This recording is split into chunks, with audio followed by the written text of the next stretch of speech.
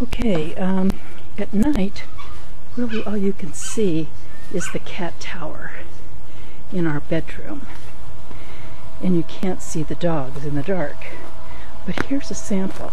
Note the sound of the bark, and you'll see that this is what we listen to, and here's the offending little dog.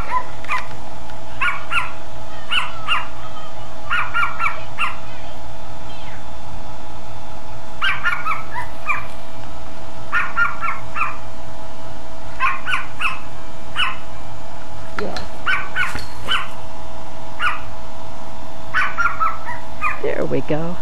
We got the little guy. There's actually two of them, but there's only one out right now. But anyways, the sound of the voice, you can tell. Oh, here comes the other one. We're going to get to see the other one now. There he is. There's the other one. And it's a little bark fest here.